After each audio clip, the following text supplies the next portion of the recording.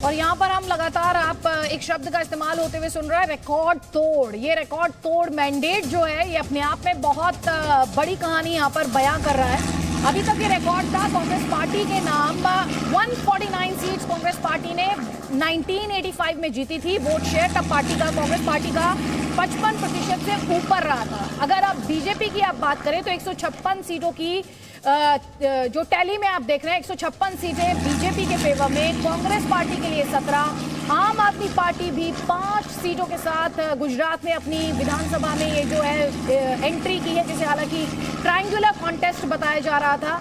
और इसके अलावा अदर्स के खाते में 4 सीटों पर यहाँ पर लीड है। लेकिन जिस रिकॉर्ड की हम यहाँ पर बात कर रहे हैं वो 1985 में माधव सिंह सोलंकी 149 सीट्स उन्होंने जीती थी कांग्रेस पार्टी के लिए और 55% जो था वो वोट शेयर रहा था।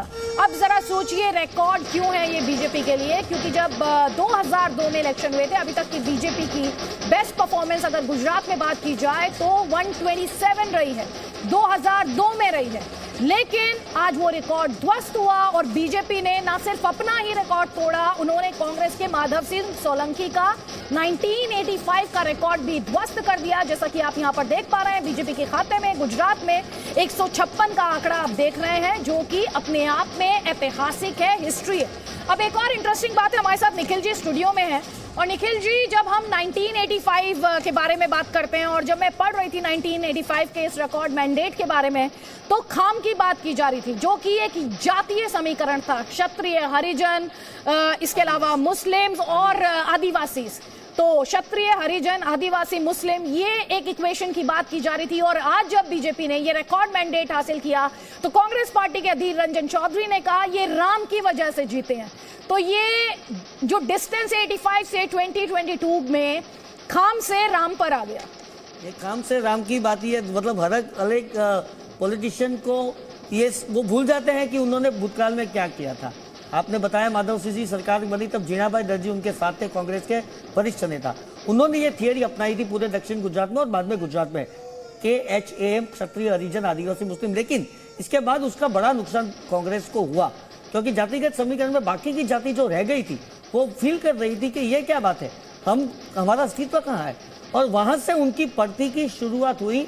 आज 27 साल से भारतीय जनता पार्टी अपना अस्तित्व बना के रखी और आज इस बार रिकॉर्ड तोड़ उन्होंने स्थापित कर दिया कि ऐसा जातिगत समीकरण नहीं चलता है। तो ये दोगले जो बहानेबाजी है ये ऐसे नहीं करना चाहिए, ऐसा मैं मानता हूँ। ठीक है, तो ये अपने आप में एक इंटरेस्टिंग स्टोरी है। माधव सिंह सोलंकी 1985 में रिकॉर्ड उन्होंने बनाया और अब नरेंद्र मोदी 2022 में, और जैसा कि हम आपसे बार बार कह रहे हैं, जो काम वो सीएम रहते हुए नहीं कर पाए वो काम उन्होंने 2022 में कर दिखाया। आपके लिए समझना जरूरी है कि नरेंद्र मोदी को कभी रावण तो कभी भस्मासुर कहा गया और बीजेपी ने यह कहा कि गुजरात ये बर्दाश्त नहीं करेगा। और कहीं ना कहीं यही मैसेज बीजेपी की इस रिकॉर्ड जीत में भी है। मोदी को क्या क्या कहा गया और उस पर प्रधानमंत्री मोदी ने क्या कहा, सुनिए। मोदी व्यक्ति आधुनिक भस्मासुरರು ಅಂತ ಹೇಳಿ ಮೋದಿ ವ್ಯಕ್ತಿ आधुनिक भस्मासुरರು ಅಂತ ಹೇಳಿ हर वक्त अपनी बात करते हैं। आप किसी को मत देखो, मोदी को देखकर वोट दो। हर जगह कितने हैं भाई, क्या आपके रावण के जैसा 100 मुख है क्या है?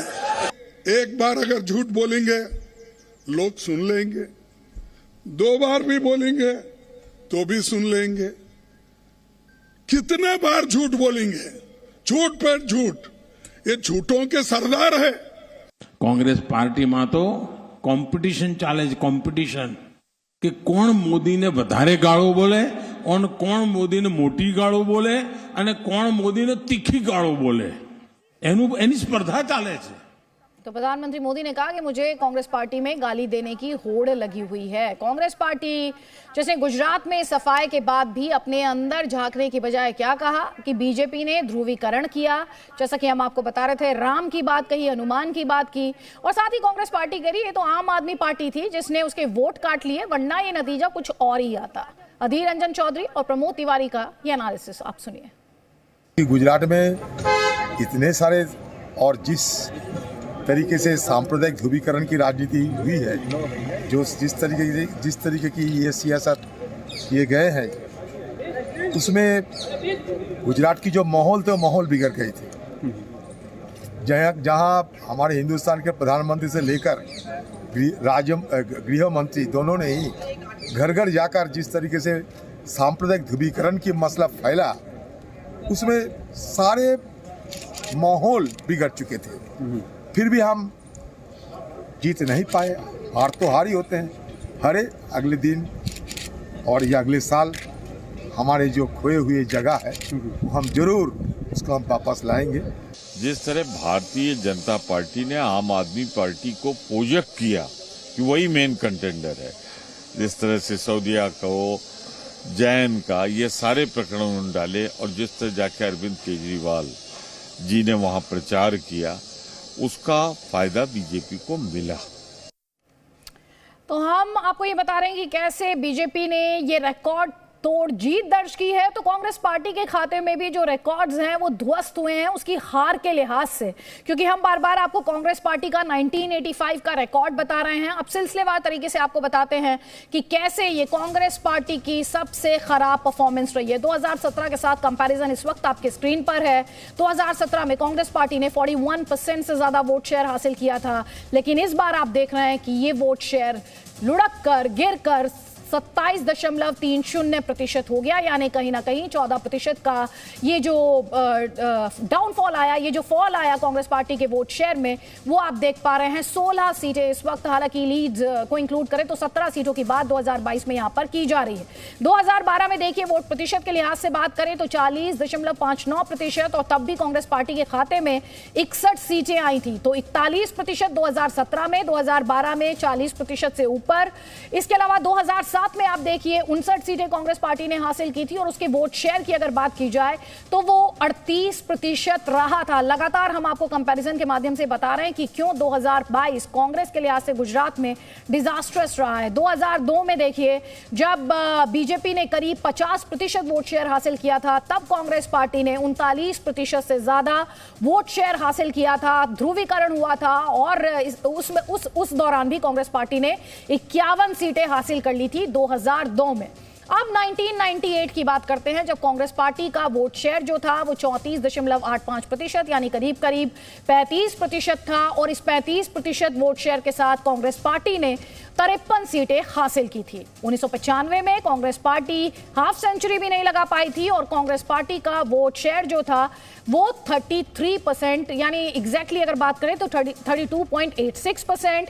1990 में अगर बात की जाए तो 30.74% वोट शेयर कांग्रेस पार्टी का रहा, और तब 1990 में कांग्रेस पार्टी 33 सीटें ही निकाल पाई थी। और उससे पहले 1985, जिसके बारे में हम आपसे बार बार बात कर रहे हैं, 1985 में कांग्रेस की हाईएस्ट रैली रही थी गुजरात में, 149 सीट्स का रिकॉर्ड था, और वोट शेयर जो था कांग्रेस पार्टी का वो 55% से भी ज्यादा का था। कई खास मेहमान हमारे साथ इस वक्त कांग्रेस पार्टी का पक्ष रखने के लिए हमारे साथ आचार्य प्रमोद कृष्णम है। आचार्य प्रमोद कृष्णम जी, बहुत बहुत स्वागत है। सबसे पहला सवाल मेरा आप ही से है। हमने कांग्रेस पार्टी की परफॉर्मेंस का यहाँ पर कंपैरिजन किया। सबसे पहले कांग्रेस पार्टी की अगर मैं ये कहूँ जिस तरह से हश्र हुआ या दुर्गति हुई इन इलेक्शंस में, क्या वो अतिशयोक्ति होगा?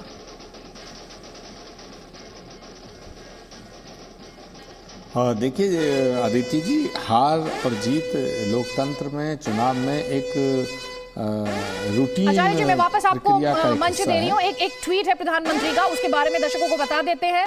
वो कह रहे हैं कठिन परिश्रम से ये सब कुछ संभव हो पाया है। गुजरात में ऐतिहासिक जीत के बाद प्रधानमंत्री मोदी का ये ट्वीट, जिसमें उन्होंने गुजरात में जीत को कार्यकर्ताओं की जीत बताया है। वो कह रहे हैं कार्यकर्ताओं के कठिन परिश्रम से ही ये सब कुछ मुमकिन हो पाया, संभव हो पाया। और प्रधानमंत्री मोदी, जिनके बारे में हमारे सोर्सेस बता रहे हैं कि 6 बजे वो बीजेपी हेडक्वार्टर्स जा सकते हैं और अपने समर्थकों को भी वो एड्रेस कर सकते हैं। वो तस्वीरें भी जी न्यूज आप तक पहुंचाएगा, लेकिन जो पहला ट्वीट प्रधानमंत्री का है गुजरात में जीत के बाद, उसमें वो क्रेडिट दे रहे हैं बीजेपी वर्कर्स को। आचार्य प्रमोद कृष्णम जी, बात पूरी कर लीजिए।